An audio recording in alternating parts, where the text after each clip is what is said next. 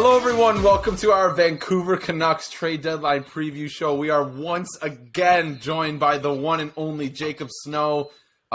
We are currently 8 days out from deadline day. As we discuss this, it is February 23rd. So much is happening in the league right now. It almost feels counterintuitive that we're talking about a team that's already made their biggest trade of the deadline, but we're doing it anyway, because why not? But before we get into all things Vancouver Canucks, Jacob, how you doing? Thanks for coming on. Doing really well. Thank you for having me. Obviously, it's always good to be back. First ever three-time appearance here. Yeah, it's true. Self-plug. He was the first. Were you the first 2-time? I think too. Yeah, he was. Oh my god! I'm He just brought it away with the bandwagon pod milestones here. Oh yeah. No, I'm doing great. So good. Are you stressed about this deadline for your team? Because, I know for a fact Ryan is melting in stress right now. Yeah. Because Zaitsev was dealt yesterday, and he's losing his mind. I've kind of told him that I am done with Twitter for a bit, and he can be my insider because I'm so done with seeing every player connected to every team. How are you doing right now? I'm doing well. I think the Canucks have a lot of decisions to make over the next couple of days for sure. This time's always stressful for hockey fans. Same like draft days, free agent signings, and any big meaningful time. This is like peak stress for hockey fans and any sports fan for that matter. For sure. Mm-hmm. All right, let's get right into it. Obviously, usually this kind of show, and it has been for the most part so far with all the other Canadian teams, are more sort of predictions, like what have you seen, what do you like, what do you not like. Yeah. But Vancouver's biggest piece of business thus far is the fact that they've already traded their captain, Bo Horvat, to the Islanders. We didn't get to talk about it last time you were on when we had a freaking Canucks episode because the trade went down within 48 hours. It might have even been the next day. I can't remember. Yeah, I think it was. But, But anyone listening to this show is going to be familiar with the trade, so we don't need to sort of run that down. But Jacob, as a Canucks fan, did you like the trade? Did you dislike the trade? Maybe tell us a little bit why. Yeah, so I like the deal because at the time of the trade, we didn't have much leverage at all. We had Horvat on an expiring contract, and he was scoring a lot of goals, so obviously he was picking up lots of value. And overall, I'm just happy for him that he's once again playing on a somewhat contending team. I think they're number one in the wild card. And overall, I think it was a trade that just needed to be made, and it kind of stopped the buzz that was surrounding Vancouver at the time, because Vancouver at the time, they were going through a lot, especially internally and on ice and off the ice. And then, I think trading Horvat kind of settled that a bit.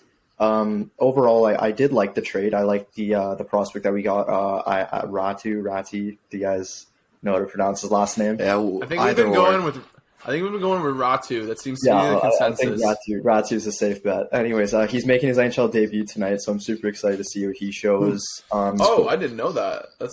He's a highly tutored prospect because he was drafted in the 2021 draft class, and I think that draft class, because of COVID and everything, I think that they'll have a lot of sleepers in that draft. I think he was a second round draft pick, but I really liked them acquiring him. He was early. I think he was early second round, but up until COVID hit, it was considered his draft. Yeah, I know. He was falling like crazy. He was the guy. Yeah, I don't think he's shown too much yet, and I'm super excited for what he has in store. And the other guy, Bo Villier, I really have liked him so far. They've been slotting him with and Pedersen on that first line. That's nice. He's been putting up numbers. I think he's actually on par with Horvat right now in terms of scoring. Really? And then I like their draft since the trade. Since the trade. Since the trade. Obviously. And then I also like them throwing in a first-round pick because Canucks, they do not have a very good prospect pool. So it is top 12 protected this season. However, if it falls in top 12, then it's just a 2024 first-round pick. Could be nice. Okay, question about that draft pick for you. Yeah.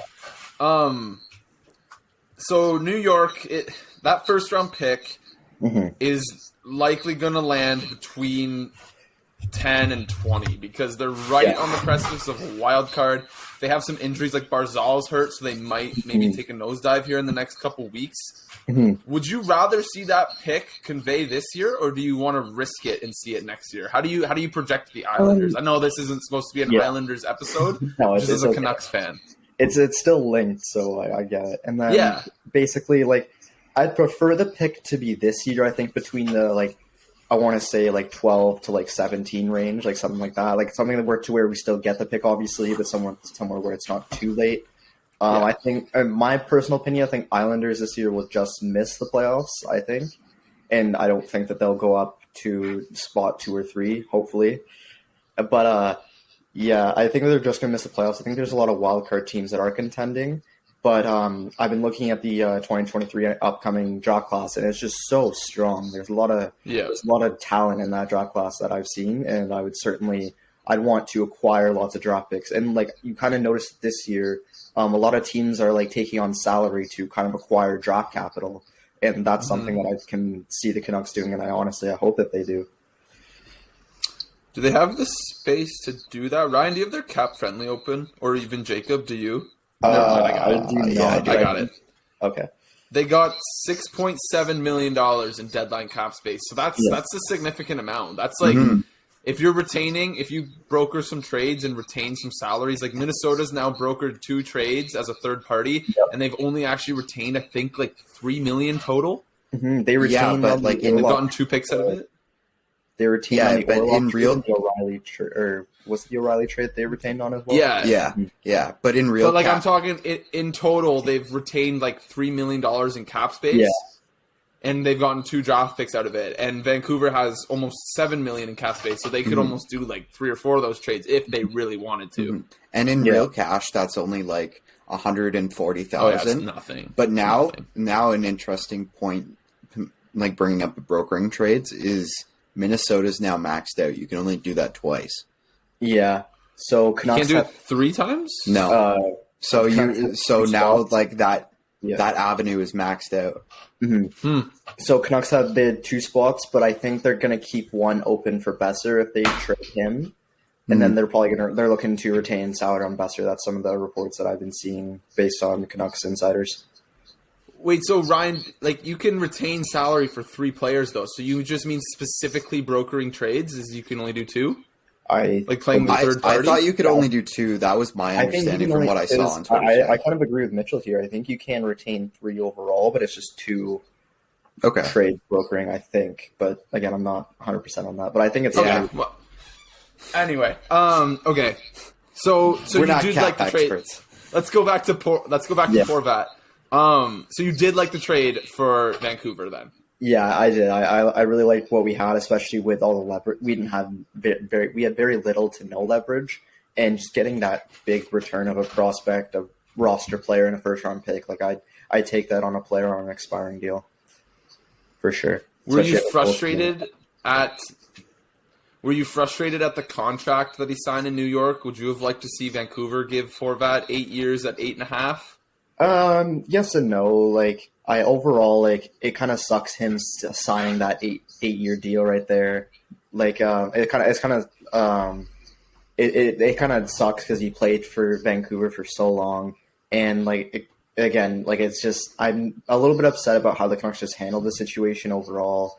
I truly think that we could have kept both JT Miller and Bo Horvat. It's just if it was handled differently, and overall it just sucks. But again, if he did have that contract on Vancouver, I do think it would be just a slight overpay. I personally don't think he's worth $8.5 million, but again, he's a captain, a proven leader, and he can put the puck in the back of the net. Yeah, I felt the exact same way about Carlson when he was traded. It sucked. He was signed to a long-term deal on another team. Mark Stone. Yeah, that too. Yeah, both of them. Both. Yeah. Both. Both were supposed to be here for a long time, but were traded and got long contracts with other teams. But it hurts, but you probably know in the back of your head too, even with both those guys, those contracts are going to be not pretty down the road. No. And neither of them are right now. Yeah, the Sharks are looking to trade Carlson right now, but obviously it's hard to get the salary to work because that big 11.5 cap, it's hard to move. Because he still has 5 years left, I think. So, Or 4. Yeah, 4. 4 after this. 4 one. after Four this. for Yeah. this year. Yeah. Ryan, do you have a Canucks question? Well, are we done on Horvat, you think? I mean, unless you have anything to add on Horvat. No, I'm done on Horvat. I want to move on. You're done on Horvat? Okay, I want to let's get talk into about the some next actual- juicy stuff. That's what I was hoping you had a question. Like, do you have one or do you want me to go again? Oh, yeah, I got one. All right, here we go. Okay, so the Canucks have a victim of trade-related reasons. Mr. Luke Shen is currently being held out of play. What are you hearing around that? What do you think the return is going to be for somebody like him? And have you heard of any specific teams that might be linked? Yeah. So Luke Shen is a very good two-way defender for Vancouver. He's putting up a career high numbers this year. I think he accumulated about 21 points, 55 games on a +9 with a Vancouver team that has like a -30 something goal differential. So that obviously will tell you something about his defensive capabilities. I think that a lot of contending playoff teams should value a guy like that, especially like I don't know, just any good team that has a kind of a defensive hole. From what I've seen on returns, I've been seeing like 3rd-round picks and maybe even a 2nd-round pick. But yeah, he's been held out of the lineup for trade-related reasons. And yeah, I expect to see him move in the next week, probably sooner. And he's only on an $850,000 deal, right? Too. Yeah, like it's a very cheap deal, so that makes him pretty attractive. Yeah, I thought he was making $2 million. Yeah, I thought he was making more than that too. I was pretty shocked when I opened up his number there, actually. Yeah, that's very surprising. What are some other guys that you think are going to move on from Vancouver, or that you maybe even want to move on from Vancouver? So there's one player that I particularly want to move on from Vancouver, and that would be Tyler Myers. He is a big guy. He's making $6 million, and again, Canucks I think they're willing to retain on his salary as well. And then I watched him like 2 games ago. He's just a giveaway machine. Like he likes to give away the puck. He doesn't take his time. Just a grenade on the stick. Yeah, he's on. So I've been seeing some buzz around him. I believe the Leafs were interested in him, but obviously tough to make salary work with a lot of deals recently, because like I feel like a lot of teams are like kind of struggling with their cap situation. So I think that'll be hard to move out. Another player that comes to mind would be Brock Besser. I think he's most likely going to be traded, unfortunately. One of my favorite Canucks players currently. It's going to suck to see him go, but I think, again, I do think it's for the best. I've seen teams like Is he still one of your favorites? Like, yeah, on the team like currently. Yeah, for sure. Okay. I still like him. And well, I've seen teams like Minnesota, because he's from Minnesota. So I've seen them apparently in on the mix, and another team that's in on them, and they're in on a lot of players would be New Jersey, because I think they're looking to add a winger, either like a Besser, Timo Meier, or like even a Patrick Kane. Like, we'll see what the Devils do there. Where's the fan base at with Besser? Like, it seems Besser? like the kind of situation, like, as a rookie, what did he score? Like mid-20s for goals, and everyone thought he was gonna win like a rocket maybe someday. So and he's got yeah. So he's a good 30-something guy. Like that's in my opinion. Like I don't know. I have personal bias towards him, and I really like his shot. It really sucks because he's had such like an injury-ridden career. I think that injuries slowed down his development a bit. He's pretty injury prone. Like there hasn't been a season where like he hasn't been injured, and whenever he's injured, it's usually not a good injury. The Canucks fan base, I would say it's good mixed feelings. Like some fans love him, some fans just can't wait to see him go. But I'm on the side where like I still like him as a player. I like seeing him with Pettersson. Him and Pettersson have like a little bromance going right now. He's definitely having his worst goal scoring season of his career. He's got 10 goals in 49 games. Yeah, and then. Like, if you factor in all the COVID stoppages and injuries and whatnot, although it seems like he was fairly healthy last year and he played all 56 in the COVID year in the North Division, he's a 30-goal guy. Like, that's kind of the precedent he's set for his career. Yeah, and he's actually never hit 30, but if you look at pace, like he's a 30-goal guy. This year is is by far his worst goal-scoring pace. So I was just curious because Vancouver is not a patient market, so I was curious to know like sort of where everyone was at with him because I know like in most big markets when you see a guy making 6.6, scoring 10 goals in 49 games when that's literally like what he's paid to do, I was just curious to see if maybe he was almost getting his like pushed out the door by the fans even as well. So yeah, not necessarily any of that. Like again, like he's still beloved by the fans. Like I don't know, there's only like a select few players that I think like Canucks fans hate. One of them being Tyler Myers. I think another one that like Canucks have like kind of mixed feelings on would be JT Miller. Yeah, that's tough because that contract hasn't started yet. Speaking of. Yeah, there you go. Okay, yeah, no, yeah. Great job. There, Did you have something else? Excellent. No, I was about to say Demko, but I should have clued into the fact that we fully were like had a Miller thing. You take it away here. I gave him a layup. Okay, so we got some interesting news today. I think it was Chris. No, it might have been Frank Saravalli. I think who first had it on his trade board. JT Miller made a brand new appearance on his trade board today citing that the Canucks are looking to free up some long-term cap flexibility and trade JT Miller before his no trade movement protection comes in. What did you make of that news today? Yeah. And, what on earth do you think they could get back for him if they could move him at all? I don't know. So it was a big bite of the apple kind of reading that news. Like I was looking at it almost stunned, like a guy that like we just signed to an 8-year, $7 million deal. I wouldn't really look to like trade that. Like, it was just kind of a shock to me, but like with all the stuff buzzing around Miller recently, like it's just, I don't know. It's like, I don't think that there's going to be a deal made. I don't think any team would be looking to add like a JT Miller, in my opinion. Like if there's a guy who like he's a really competitive guy. He's really good on power play, penalty kill, and he's been shown as like a guy that just wants to win, and he's just trying to like take like a leadership standpoint in Vancouver. I just find it hard for a team to kind of wrap their head around like acquiring a guy with an 8x7 with a no move clause that like hasn't played in your system yet. And I've been told there's some, after reading, I've been seeing that there's some interest in JT Miller.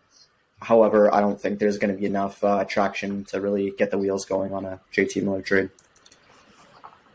Jacob, if you could have JT Miller off this team and not receive any assets for him, so basically you're just wiping JT Miller off of the existence of the Vancouver Canucks franchise, would you do it? Like he's gone, but you don't get anything for him. Do you do that? That's a great question, but I go with no. Like overall, like really? I get that like some people just want to like get rid of him, but like overall, I still like him. Like he put up 99 points last season. Like it's not that I exactly hate him. I just don't have like the best relationship with him as a player, and I don't see him like getting the leadership soon. Although like I don't know what the Canucks are going to do with their next captain. I'm hoping it's Elias Pettersson, but we'll see how it goes there. And I don't know. I wouldn't be able to give him up for nothing. I'd be willing to like kind of take like the fall on a trade, like get the short end of the stick. However, I don't think I'd be willing to part ways for nothing. And I still think that he can contribute a lot to this team. It's just he's going to be in Vancouver for a while, and just maybe the later ends of that contract might come to hurt us. So Frank, they didn't trade him last year at the deadline. Sorry, Ryan, you go. No, it's okay. So Frank does kind of preface it saying that this is much more likely to happen in the summer, and that the Canucks are kind of hoping that. What I'm reading here, anyways, is that the Canucks are basically hoping that they convince somebody to take on the contract, like they would just be signing him straight out of free agency. So kind of like what I just said. Yeah. Okay. I there's no like return. It looks like that he's saying that they would be looking for. So I'm really not sure what they would be looking for, if there is one at all. But that would be fascinating. I think, Mitchell, right before we hopped on, we mentioned we had JT Miller news. I don't think you really knew about it. What's your reaction to this? If I'm Vancouver, I am taking the first sorry-ass GM that is willing to have JT Miller on their team and sending him there, and I'm not even asking. If they offer something, I'm taking it, but I would be willing to have JT Miller off of my team in exchange for nothing. Because I think in the next 2 years, you're going to be clamoring to get this guy off your roster because he's going to be 31, 32. He's going to have a bad attitude. Pettersson might be gone. Like, I don't want to say that, but it's possible. Yeah.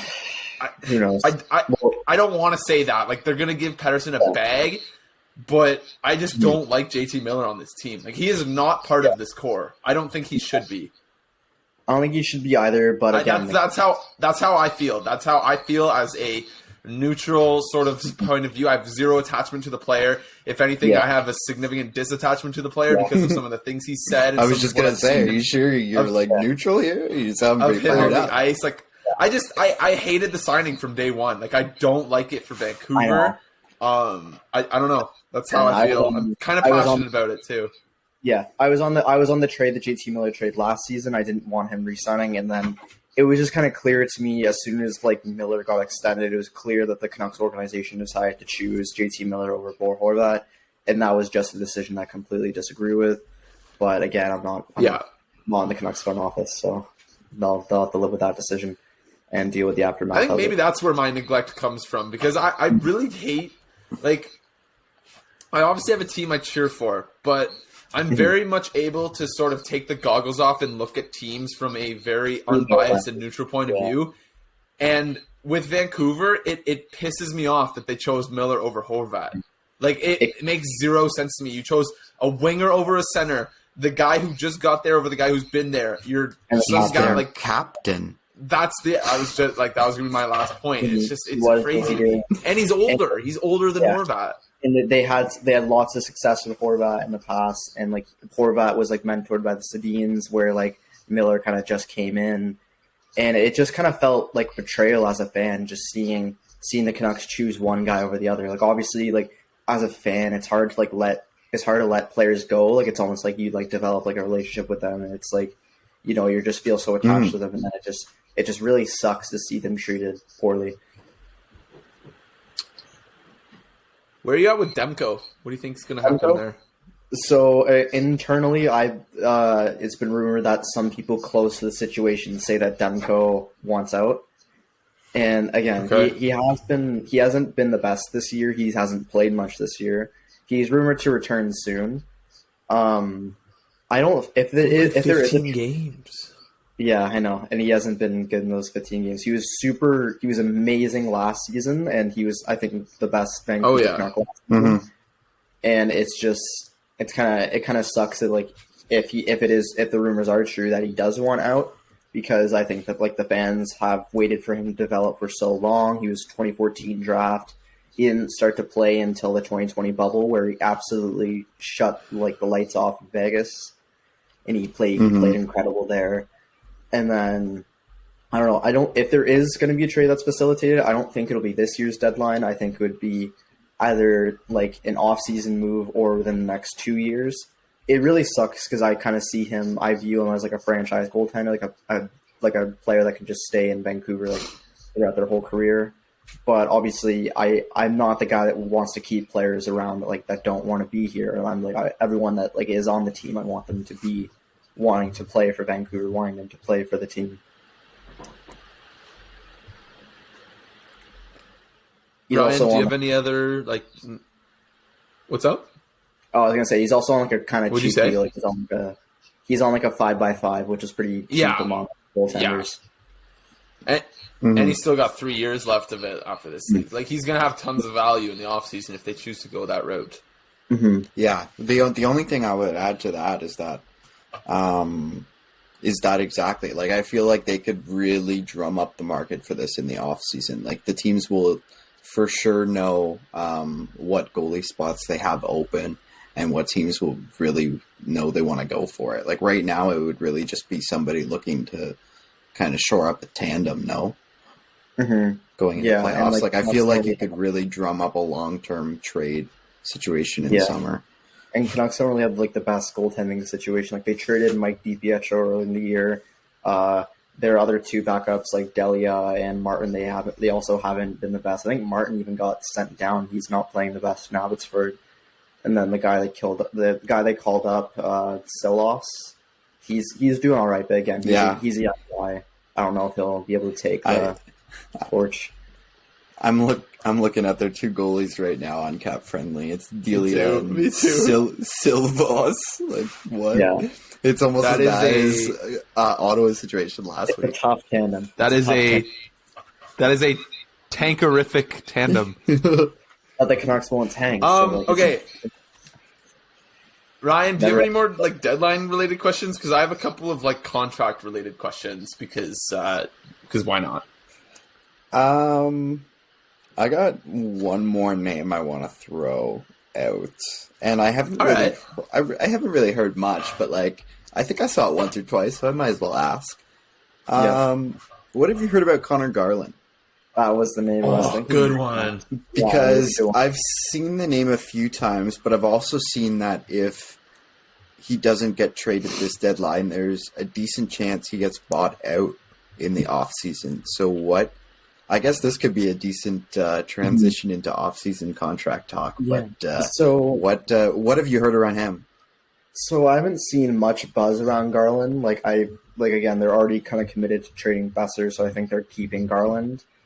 And I did like Garland throughout last season, the season before. He's a super underrated player. It's just, again, this year Vancouver's just all over the place. Like they only have a few things going right for them, like Patterson, Hughes.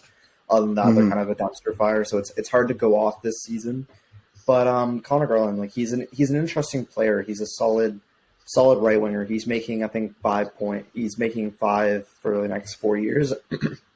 And then he was obviously acquired in the OEL trade. And then I don't see too much buzz around him. I don't think he's moving. I also haven't seen reports about him being a buyout candidate, but I can certainly see the Canucks looking to trade him. It's a nice buyout. Yeah, that's what the reports are. Like if they're really looking to move money this offseason, I'm pretty sure that is a move they're looking at because the numbers work out so well. Because I think Jim Rutherford, he made it kind of his goal. He said that a lot of what will be happening this offseason is trying to get a lot of salary off the books. And so I think there will be a few potential buyout candidates like him, OEL, maybe a few others that I can't really think. Maybe Tucker Pullman. There's not really much I can think of right now. Mm-hmm. Jacob, do you know the numbers for a Garland buyout? And if not, do you want to? I would love to hear the numbers. I don't know the numbers. So after this season, he's got 3 years left at $4.95 million. If he gets bought out, his buyout salary would be on the books, or his buyout cap hit would be on the books for 6 years. The first two are $840,000, and the following 4 seasons are between 1.83 and 1.89. Dang, Like that's a pretty solid buyout. It's a good buyout.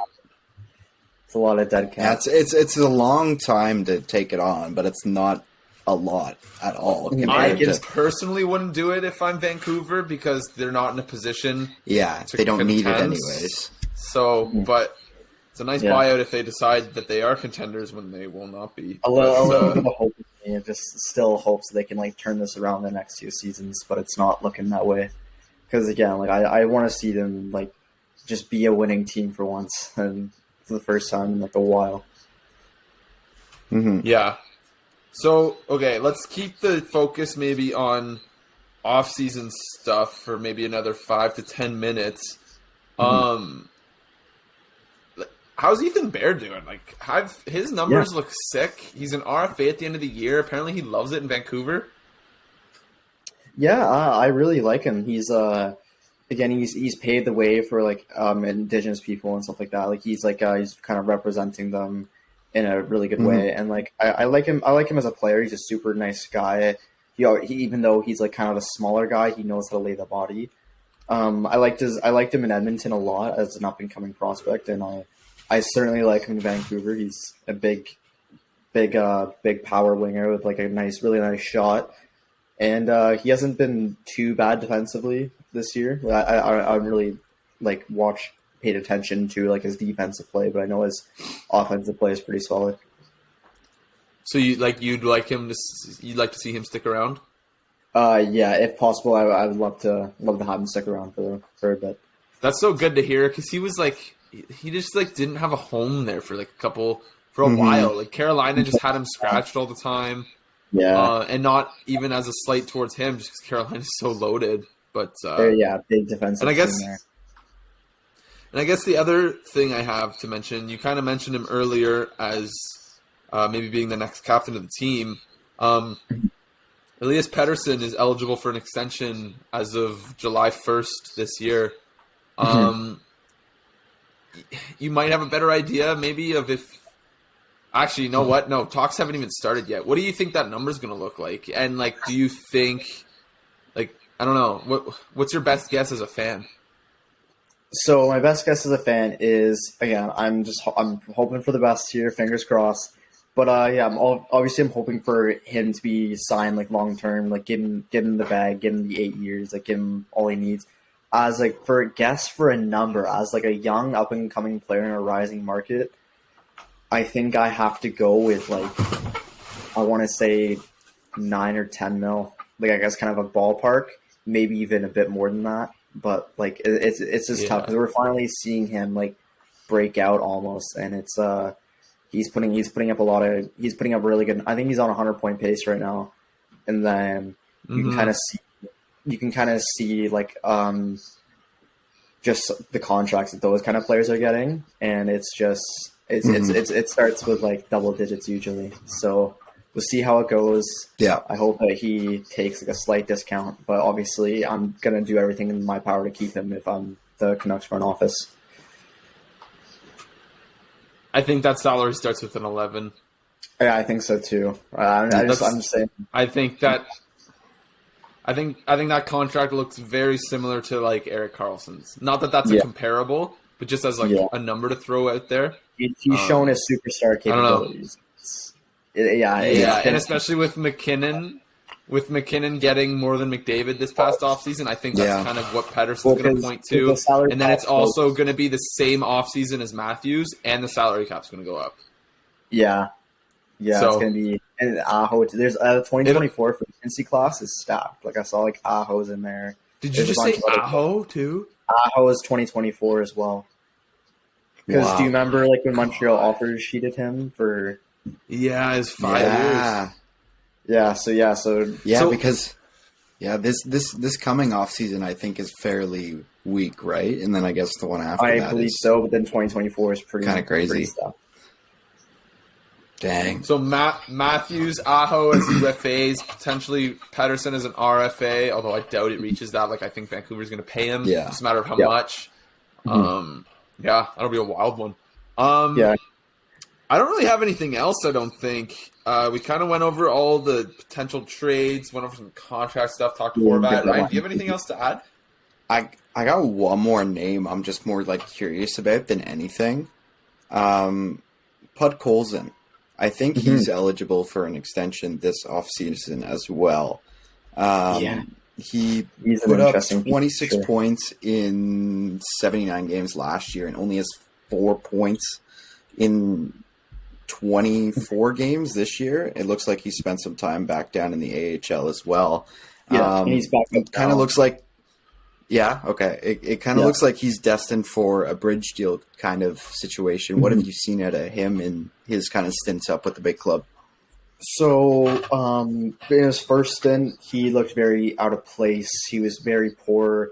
Lots of giveaways. He didn't fit in the NHL. I don't know what happened the offseason and what's going on with the Canucks right now, but it's just a lot of players like him and Hoglander, they did not have a good start to the year. So then both of them got sent down to Abbotsford. Hoglander's still in Abbotsford, and then Podkolzin got called up recently. And in his second stint, he's looked a lot better. He's like, he's not exactly putting up the points, but he just looks more like an NHLer than he did in his first stint. And he just looks a lot more confident. He's making like the right moves and stuff like that. And I'm not ready to give up on him. He's 2019 draft pick. It's hard to give up on like a player that's drafted like not too long ago. And yeah, I do think that he'll get like a bridge deal. I don't think that like he'll get anything crazy. Just probably like 3 years, like maybe just under $1 million, something like that. Because like he hasn't shown too much in the NHL, so I don't think he's deserving of like I'd say $2 million. But we'll see what they do with him. Yeah, because he's still got 2 more years. Like maybe he just plays it out too. I'm not sure. He's still very young. Like he's a Russian player, so we're excited to see if maybe he can talking to Mitch Goff into coming to Vancouver.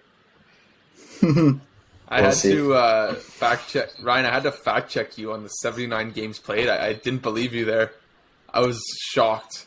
That's a lot of games for him. Yeah, he played. I didn't realize he played a full year last year in the NHL. Oh yeah, He played a lot last year. Was his like Calder? He's supposed to be like a Calder favorite because he was coming over from Russia, or was that the year before?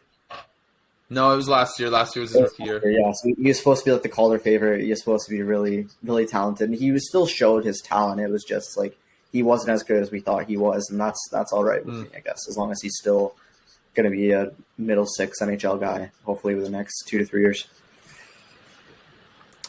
Ryan, you got anything else? Oh, I think that's about it from me. All right. Well, I have one more question. Okay. I'd like a one-word answer from it, and I want Ryan to hit the outro as I ask it. Okay. Like as you start asking it? Yeah, like as I start asking it, hit the outro. You can hit it now even. Jacob, I want a one-word answer. One-word answer, yeah, that's it. Okay. By the way, this has been our Vancouver Canucks trade deadline preview show. Jacob Snow, are the Canucks getting Connor Bedard? Yes. He's coming home. You heard it here first. This has been the Canucks trade deadline preview show.